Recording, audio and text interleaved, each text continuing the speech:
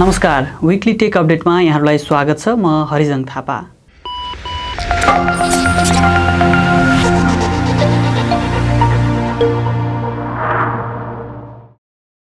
माइक्रोसफ्टको windows 11 सार्वजनिक भएको छ।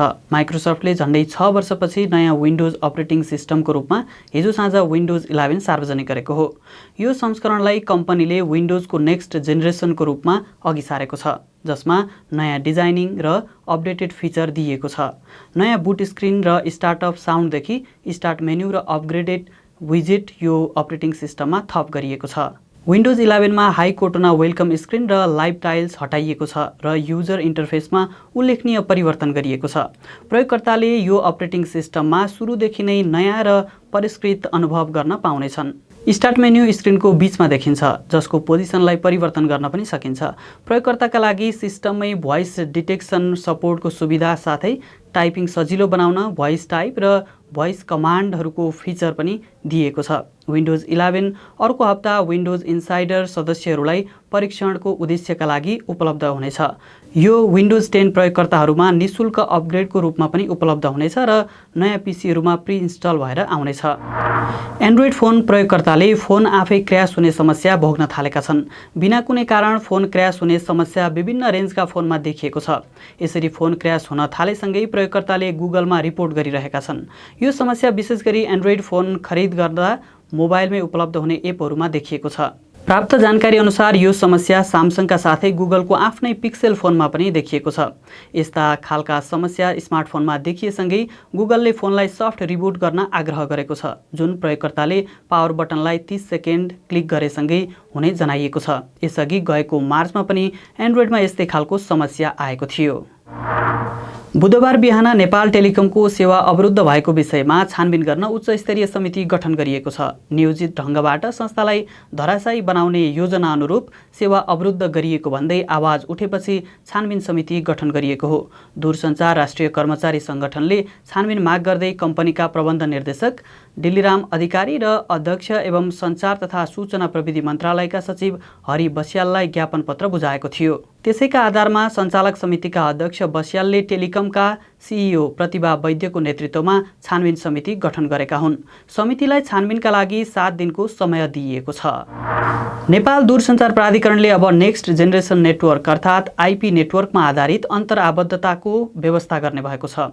अन्तरआबद्धता भन्नाले एक मोबाइल सेवा प्रदायकको ग्राहकले अर्को सेवा प्रदायकको नेटवर्कमा कल गर्दा सम्पर्क स्थापित गर्ने प्रक्रिया हो। हालसम्म यो प्रक्रिया पुरानो प्रविधिमा आधारित थियो। सर्किट स्विचमा आधारित हालको सिस्टम अब भने भोल्युममा आधारित हुने प्राधिकरणका निर्देशक अम्बर स्थापितले जनाएका छन्। त्यसका लागि प्राधिकरणले आगामी आर्थिक वर्षमा गाइडलाइन अद्यावधिक गर्ने योजना बनाएको छ। यो प्रक्रियाले सेवा प्रदायकको लागत खर्च कम हुने अपेक्षा गरिएको छ। चाइना मोबाइलले नेपालमा करिब 1 खर्ब 18 अर्ब 27 करोड रुपियाँ लगानीमा मोबाइल डेटा नेटवर्क बनाउने भएको छ। United Nation conference on trade and डेभलपमेन्टले सार्वजनिक गरेको वर्ल्ड इन्भेस्टमेन्ट रिपोर्ट 2021 मा चाइना मोबाइलको उक्त परियोजना उल्लेख गरिएको हो। प्रतिवेदन अनुसार चीनको एकल कम्पनीले नै भारी मात्रामा लगानी नेपाल भित्राउन सुरु गरिसकेको उल्लेख छ। तर नेपाल सरकारका सम्बन्धित निकायहरूमा यो लगानीको विषयमा कुनै प्रक्रिया अगाडि नबढेको बुझिएको छ। उद्योग विभागका महानिर्देशक जीवलाल भुसालले लगानीको योजना बनाएर प्रस्ताव ल्याउन बाँकी रहेको हुन सक्ने अनुमान गरेका छन्। यता लगानी बोर्डका प्रमुख कार्यकारी अधिकृत सिइओ सुशील भट्टले पनि यो लगानीको विषयमा अनभिज्ञता प्रकट गरेका छन्। त्यसो त चाइना मोबाइलले समेत आधिकारिक रूपमा यस विषयमा कुनै जानकारी बाहिर ल्याएको छैन। पाठ्यक्रम विकास केन्द्रको वेबसाइटमा मालवेयर स्क्रिप्ट रहेको पाइएको छ, जसका कारण शिक्षा विज्ञान तथा प्रविधि मन्त्रालय अन्तर्गत रहेको केन्द्रको वेबसाइटले शिक्षक तथा विद्यार्थीलाई अश्लील साइटमा पुर्याइरहेको छ। केन्द्रको वेबसाइटमा रहेको डिजिटल लाइब्रेरीभित्र विभिन्न सेक्सन छन्, जसमा कक्षा अनुसारको कोर्स अफ स्टडी, शिक्षकका लागि गाइड, टेक्स्ट बुक, विद्यार्थीका लागि विभिन्न रिसोर्सहरू उपलब्ध छन्। वेबसाइटमा रहेको उक्त सामग्रीमा पहुँचका लागि लिङ्क क्लिक गर्दा शिक्षक तथा विद्यार्थी सोझै विभिन्न पोर्न साइट र विभिन्न विज्ञापनका साइटहरूमा पुगिरहेका छन्। यो विषयमा सम्बन्धित निकाय भने अनभिज्ञ रहेको छ। पाठ्यक्रम विकास केन्द्रका प्रवक्ता गणेश भट्टराईले आफूलाई यो विषयमा कुनै जानकारी नभएको बताएका छन्। उनले यदि यस्तो समस्या देखिएको पाइए समाधान थालिने बताएका छन्। सरकारले गत वर्षदेखि क्लिन फिड लागू गरे पनि विदेशी च्यानलमा विज्ञापन आउन रोकिएको छैन। विशेष गरी हाल चलिरहेको युरो कप र कोपा अमेरिकाका गेमको बीचमा कोकाकोला, अमेजन प्राइम भिडियो लगायतका विज्ञापनहरू प्रसारण भइरहेका छन्। क्लिन फिड लागू गर्नका लागि सरकारले विज्ञापन बोर्ड पनि गठन गरेको थियो, तर विज्ञापन बोर्ड भने यो विषयमा कुनै रिपोर्ट नआएको बताउँछ। युरो कपको रेकर्ड राखिरहेको बताउँदै विज्ञापन बोर्डका अध्यक्ष लक्ष्मण हुमागाईले विज्ञापन प्रसारण सम्बन्धी छानबिन अगाडि बढाउने प्रतिबद्धता जनाएका छन्। यता राष्ट्रिय केबल व्यवसायी महासङ्घका अध्यक्ष सुधीर पराजुलीले भने अझै पनि क्लिन फिड पूर्ण रूपमा लागू भइ नसकेको प्रतिक्रिया दिएका छन्। सवारी चालक अनुमति पत्रको प्रयोगात्मक परीक्षा ट्रायल पास गरेका चालकका लागि सरकारले साउनदेखि छुट्टै लाइसेन्स जारी गर्ने भएको छ। यातायात व्यवस्था विभागले ट्रायल पास गरेको सुरुको 1 वर्षका लागि क्युआर कोड सहितको छुट्टै कार्ड जारी गर्न लागेको हो। यसअघि जेठदेखि नै यस्तो कार्ड जारी गर्ने तयारी भए पनि कोरोना महामारीका कारण 2 महिनापछि धकेलिएको हो। विभागका महानिर्देशक नवराज घिमिरेले क्युआर कोड सहितको छुट्टै पीभीसी कार्ड ल्याउन लागि जानकारी दिएका छन्। पबजी मोबाइल टिमको विश्व वरियतामा नेपाली team DRS gaming the real soldiers 13औं स्थानमा पर्न सफल भएको छ। हालै ई स्पोर्ट्स जेनले सार्वजनिक गरेको नयाँ सूचीमा डिआरएस अघिल्लो महिनाभन्दा 4 स्थान तल परेको छ। गत मे महिनामा सार्वजनिक सूचीमा यो टिम 9औं स्थानमा थियो। शीर्ष 80 टिमको यो सूची अनुसार डिआरएस गेमिङ दक्षिण एसियाली क्षेत्रको दोस्रो उत्कृष्ट पबजी मोबाइल टिम बनेको छ। दक्षिण एसियाली क्षेत्रमा डिआरएस भन्दा अघि मङ्गोलियाको ज्युस स्पोर्ट्स छ। सुबिसु केबल नेटले नोकियासँगको सहकार्यमा 400 जीबीपीएस क्षमताको सिंगल अप्टिकल फाइबर नेटवर्क विस्तार गरेको छ। 1500 किलोमिटर पूर्व पश्चिम फैलिएको सुबिसुको नेटवर्कमा उच्च गति क्षमताको फाइबर सोल्युसन विस्तार भएको हो। सुबिसुका रिटेल तथा कर्पोरेट ग्राहकलाई उच्च गतिको ब्रोडब्यान्ड इन्टरनेट तथा इन्ट्रानेट प्रदान गर्न नोकियाले 400 जीबीपीएस क्षमताको सिंगल अप्टिकल फाइबर सोल्युसन उपलब्ध गराएको हो, जसले सुबिसुको बढ्दो ब्यान्डविड्थ आवश्यकतालाई सम्बोधन गरी नयाँ बजार स्थापना गर्न मद्दत समेत गर्ने बताइएको छ। नेपाल प्रहरीका पूर्व डीआईजी डाक्टर राजीव सुब्बाले हरेक वर्ष 1 महिनाको पेन्सन राष्ट्रिय आविष्कार केन्द्रलाई दिने घोषणा गरेका छन्। सूचना प्रविधि विज्ञ समेत रहेका सुब्बाले आविष्कार केन्द्रले सञ्चालन गरेका परियोजनाका लागि हरेक वर्ष 1 महिनाको पेन्सन दिने भएका हुन्। सुब्बाले निवृत्ति भरण बापत प्राप्त रकम 27,882 रुपियाँ आविष्कार केन्द्रको खातामा जम्मा गरेका छन्। कोरोना महामारीका बेला विभिन्न प्रविधि विकास र सहजीकरण गरिरहेको आविष्कार केन्द्रका लागि देश विदेशबाट सहयोग सङ्कलन भइरहेको छ। किसान र उपभोक्तालाई सिधै जोड्ने उद्देश्यले नास्टको सहयोगमा कृषि बजार एप सञ्चालनमा आएको छ। किसानले उत्पादन गरेको उपज उपभोक्तासम्म पुग्दा मूल्यमा धेरै अन्तर हुने र किसानले पनि आफ्नो लागत अनुसारको उपजको मूल्य नपाउने समस्यालाई सम्बोधन गर्न यो एप सञ्चालनमा ल्याइएको हो। यस एप मार्फत किसानले आफ्नो उपज निशुल्क रूपमा मार्केटिङ गर्न पाउनेछन् भने उपभोक्ताले कृषि सामग्रीहरू सिधै किसानहरूबाट नै खरिद गर्न सक्नेछन्। किसानहरूले आफ्नो उपजको बजार मूल्य नपाउने र उपभोक्ताहरूले वास्तविक मूल्यभन्दा धेरै तिरेर खरिद गर्नुपर्ने समस्या समाधान गर्ने उद्देश्यले यो एप विकास भएको कृषि बजारका योजना प्रमुख गौरव नेउपानेले बताएका छन्। लमजुङ कृषि क्याम्पसका कृषि विद्यार्थीहरूको सहकार्यमा यो एप सुरु गरिएको हो। यसैबीच किसान र उपभोक्तालाई सिधै जोड्ने उद्देश्यका साथ असार 12 गतेदेखि अर्बन बजार एप सञ्चालनमा आउने भएको छ। कृषकहरूले उत्पादन गरेका तरकारी, फलफुल जस्ता स्थानीय उत्पादनलाई सिधै उपभोक्ताहरूसम्म पुर्याउने उद्देश्यका साथ यसको सुरुवात गर्न लागि हो। कम्पनीका अध्यक्ष तिलक लामिछानेका अनुसार डिजिटल युगमा दैनिक उपभोग्य सामान खरिद गर्न बजारसम्म जानुपर्ने बाध्यतालाई कम गर्न डिजिटल हाट बजारका रूपमा अर्बन बजार सुरु गर्न लागि हो। ब्लकचेन प्रविधिमा केन्द्रित रुमसन ग्रुप अफ कम्पनीले नयाँ वित्तीय सेवा रुमसन मनी ल्याएको छ। यो फिनटेक सेवाले ऋण वा बिमाको आवश्यकता भएको व्यक्तिलाई विभिन्न बैंक र बिमा संस्थानको सेवा सुविधाहरू जस्तै ब्याज दर, घर कर्जा, जीवन बिमा नीति आदि बीच एकसाथ तुलना गर्न मद्दत गर्ने कम्पनीले जनाएको छ। उपयुक्त ऋण र बिमा खोज्नु आफैमा दुविधा र जटिल प्रक्रिया भएको भन्दै कम्पनीले रुमसन मनी मार्फत यो समस्याको समाधान गरिएको बताएको छ। रुमसन मनीले ग्राहक र कर्मचारीलाई सुरक्षित राख्दै उनीहरूलाई उचित अवसर प्रदान गर्ने विश्वास कम्पनीले लिएको छ। एनसेल आजिएटा लिमिटेडले भुक्तानी सेवा प्रदायकको अनुमति हालसम्म नलिएको स्पष्ट पारेको छ। आर्थिक सर्वेक्षण प्रस्तुत गर्ने क्रममा अर्थमन्त्री विष्णु पौडेलले एनसेल र नेपाल टेलिकमले भुक्तानी सेवा प्रदायकको लागि अनुमति प्राप्त गरिसकेको उल्लेख गरेका थिए। तर उक्त सर्वेक्षणमा प्रस्तुत गरिएको तथ्याङ्क भने गलत साबित भएको छ। एनसेलले हालसम्म भुक्तानी सेवा प्रदायकको लागि कुनै अनुमति नपाएको स्पष्ट पारेको हो। यतिसम्म कि भुक्तानी सेवा प्रदायकको लागि आवश्यक पर्ने सहायक कम्पनी समेत हालसम्म नभएको एनसेलले जनाएको छ। सामसङले नेपाली बजारमा नयाँ मोडलका स्मार्टफोन भित्र्याउने तयारी गरेको छ। कम्पनीले ग्यालेक्सी एम सिरिज अन्तर्गत M32 र ग्यालेक्सी ए सिरिज अन्तर्गत A22 बजारमा भित्र्याउने तयारी गरेको हो। जुलाईको पहिलो साता यी मोडल नेपाली बजारमा भित्रिने कम्पनी स्रोतले जनाएको छ। M32 मा 25 वाटको चार्जिङ सपोर्टसहित 6000 mAh ब्याट्री क्षमता दिएको छ। कम्पनीले यो फोन डुअल ब्यान्ड वाइफाई सहित निर्माण गरेको जनाएको छ। त्यसैगरी कम्पनीले नेपाली बजारमा ग्यालेक्सी A22 4G पनि भित्र्याउने तयारी गरेको छ। एन्ड्रोइड 11 मा आधारित यो फोनमा 90 हर्ज रिफ्रेस रेट सहित 6.6 इन्चको सुपर एमोलेड डिस्प्ले रहेको बताइएको छ। फोनको पछाडि 48 मेगापिक्सलको प्राइमरी सेन्सर सहित 4वटा क्यामेरा सेटअप छ भने सेल्फीका लागि 13 मेगापिक्सलको क्यामेरा छ। यी दुवै फोनको रिभ्यू भिडियो हामी छिट्टै लिएर आउनेछौँ। नेपाल टेलिकम प्रादेशिक निर्देशनालय भैरहवाले FTTH मार्फत IPTV सेवा सञ्चालनमा ल्याएको छ। NTTV ब्रान्डको यो सेवा प्रथम चरणमा लुम्बिनी प्रदेशका भैरहवा, बुटवल, तानसेन, तमघास, सन्धिखर्क, परासी र तौलीहवा लगायतका स्थानहरूमा वितरण सुरु गरिएको हो। नेपाल टेलिकम प्रादेशिक निर्देशनालय भैरहवाका निर्देशक झविन्द्र उपाध्यायले आगामी दिनमा निर्देशनालय मातहतका सबै क्षेत्रमा यो सेवाको विस्तार गर्ने तयारी भइरहेको बताएका छन्। टेलिकमले FTTH सेवाबाट हालसम्म भोइस सेवा र डेटा सेवा उपलब्ध गराइरहेकोमा NTTV सेवा पनि उपलब्ध गराएपछि ट्रिपल प्लेको अवधारणा कार्यान्वयनमा आउने भएको हो। पाल्पा जिल्लाको रिब्दीकोट गाउँपालिकामा मोबाइल चार्ज गर्ने क्रममा करेन्ट लागेर एकजनाको मृत्यु भएको छ। मृत्यु हुनेमा रिब्दीकोट गाउँपालिका वडा नम्बर 3 हिरा पोखरीकी 35 वर्षीय निरा बिक रहेको जिल्ला प्रहरी कार्यालयले जनाएको छ। मोबाइल चार्ज गर्ने क्रममा करेन्ट लागेर घाइते भएकी बिकको उपचारको क्रममा निधन भएको हो।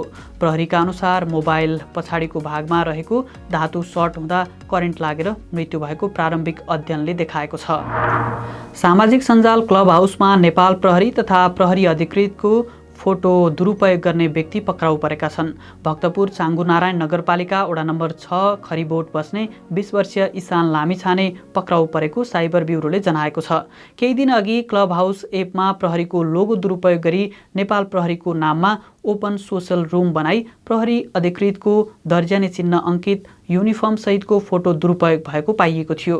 फेक आइडी मार्फत यस्तो भ्रामक र अफवाह फैलाइएको उजुरी आएपछि प्रहरीले अनुसन्धान थालेको थियो। मोबाइल तथा ल्यापटपमा प्रयोग गरिने ब्याट्रीमा अनुसन्धानकर्मीले उल्लेख्य उपलब्धि हात पारेका छन्, जसका कारण अब यी डिभाइसको ब्याट्री फुल चार्ज हुन बढीमा 5 मिनट लाग्ने जनाइएको छ। क्याम्ब्रिज विश्वविद्यालयका अनुसन्धानकर्मीले लिथियम आयन ब्याट्रीभित्र हेर्नका लागि लो कस्ट टेक्निक फेला पारेका हुन्। उक्त टेक्निक नेचर नामक जर्नलमा प्रकाशित भएको छ। यसमार्फत अनुसन्धानकर्मीलाई ब्याट्रीको चार्जिङ साइकलका लागि स्पिड लिमिटका साथै अन्य धेरै आवश्यक कुराको मापन गर्न सकिने जनाइएको छ। पछिल्लो समय लिथियम आयन ब्याट्री धेरैजसो इलेक्ट्रिक डिभाइसमा प्रयोग हुने हुँदा यसलाई ब्याट्रीको क्षेत्रमा उल्लेख्य उपलब्धिको रूपमा लिइएको छ। स्मार्टफोनमा फास्ट चार्जिङका लागि चिनिया ब्रान्डहरूले नयाँ मापदण्ड बनाउने भएका छन्। ओप्पो, हुवावे, साओमी, भिभो लगायतका चिनिया स्मार्टफोन ब्रान्डले अब फास्ट चार्जिङका लागि एउटै मापदण्ड बनाउने तयारी गरेका हुन्। कम्पनी अनुसार फरक फरक प्रविधिको प्रयोगले समस्या आउने भन्दै सबै चिनिया कम्पनीहरू एउटै मापदण्ड पालना गर्ने तयारीमा जुटेका हुन्। यसरी फास्ट चार्जिङको लागि एउटै मापदण्ड बन्ने भएसँगै विभिन्न क्षमताका डिभाइसमा लाग्ने अलग अलग पावरको फास्ट चार्जरका लागि कम्पनी अनुसार लाग्ने लागतमा निकै कमी आउने अपेक्षा गरिएको छ। क्लब हाउसले डाइरेक्ट मेसेज फिचर थप गर्ने समाचार बाहिरिएको छ। यो फिचर मार्फत प्रयोगकर्ताले क्लब हाउसमा जोडिएका साथीभाइसँग मेसेज मार्फत पनि कुराकानी गर्न सक्ने विभिन्न अन्तर्राष्ट्रिय सञ्चार माध्यमहरूले जनाएका छन्। यो विषयमा कम्पनीले भने कुनै आधिकारिक जानकारी दिएको छैन, तर प्रयोगकर्तामाझ चाँडै नै यो फिचर उपलब्ध हुने अपेक्षा गरिएको छ। फेसबुकले लाइभ अडियो रुम र पोडकास्ट फिचर सार्वजनिक गरेको छ। कम्पनीले सोमबार सार्वजनिक गरेको लाइभ अडियो रुमलाई क्लब हाउस एपको प्रतिस्पर्धीको रूपमा हेरिएको छ। साथै फेसबुकले अर्को अडियो प्रोडक्टको रूपमा पोडकास्ट फिचर पनि सुरु गरेको छ। फेसबुकले सुरुवाती चरणमा अमेरिकामा iOS प्रयोगकर्ताका लागि यो फिचर उपलब्ध गराएको छ। त्यहाँका भेरिफाइड पब्लिक फिगर वा क्रिएटरले यो फिचर चलाउन पाउनेछन्, जसमा उनीहरूले क्रिएट गर्ने लाइभ अडियो रुममा 50 जना वक्ता र श्रोता बस्न पाउनेछन्। यही हप्ताभित्र अमेरिकाभर यो फिचर खुला गर्ने कम्पनीको योजना छ। मेसेजिङ एप व्हाट्सएप अब बिना इन्टरनेट एकैपटक मल्टिपल डिभाइसमा प्रयोग गर्न सकिने भएको छ। वेब बेटा इन्फोका अनुसार व्हाट्सएपको मल्टी डिभाइस फिचर हाल निर्माणको क्रममा छ, जुन आउँदो 2 महिनाभित्र बेटा टेस्टिङका रूपमा सार्वजनिक गरिनेछ। यो फिचर अन्तर्गत एउटा फोनमा एकैपटक 4 अतिरिक्त डिभाइस लिङ्क गर्न सकिन्छ। यसबारे कम्पनीका सिइओ मार्क जुकरबर्गले पनि गत हप्ता एक अन्तर्वार्ता दिँदै मल्टी डिभाइस फिचर अबको 2 महिनामा उपलब्ध हुने बताएका थिए। यो सँगै प्रयोगकर्ताले बिना इन्टरनेट पनि एउटा डिभाइसबाट अर्को डिभाइसमा सहज रूपमा कनेक्ट गर्न सक्नेछन्। एन्टिभाइरस सफ्टवेयर निर्माता जोन म्याकफी बार्सिलोनाको एक जेलमा मृत अवस्थामा फेला परेका छन्। स्पेनको एक अदालतले उनलाई कर छलीको आरोपमा अमेरिकी सरकारलाई सुपुर्दगी गर्ने निर्णय लिएको केही घण्टापछि नै उनी जेलमा मृत अवस्थामा फेला परेका हुन्। क्याटलान न्यायिक विभागले जेलमा कार्यरत मेडिकल टिमले उनलाई बचाउन कोसिस गरे पनि सम्भव नभएको बताएको छ। हालसम्म भेटिएका तथ्यले उनले आत्महत्या गरेको बुझिएको छ। लामो समयदेखि कर विवादमा मुछिएको उनको कम्पनीले विश्वमा सबैभन्दा पहिले व्यावसायिक एन्टिभाइरस निर्माण गरेको थियो। एलन मस्कको कम्पनी स्पेसएक्स इन्टरनेटको कभरेज आउँदो सेप्टेम्बरदेखि विश्वभर उपलब्ध हुने जनाइएको छ। कम्पनीका अध्यक्षले यसबारे जानकारी दिएको रोइटर्सले जनाएको छ। स्पेसएक्सको सन् 2027 सम्म लो अर्थ अर्बिटमा 4200 स्याटेलाइट राख्ने योजना छ। विश्वभर इन्टरनेट दिन सक्ने भए पनि इन्टरनेट विस्तारका लागि देशको नीति अनुसार अनुमति आवश्यक पर्नेछ। हालसम्म कम्पनीले 11 देशमा बेटाको रूपमा आफ्नो इन्टरनेट सेवा उपलब्ध गराइरहेको छ, जसमा अमेरिका, अस्ट्रेलिया, न्युजिल्यान्ड र युरोपका केही भाग रहेका छन्। अन्तरिक्ष यात्रामा जाने तयारीमा रहेका जेफ बेजोसलाई स्पेसबाट फर्किन दिनुहुन्न भनी हस्ताक्षर सङ्कलन सुरु भएको छ।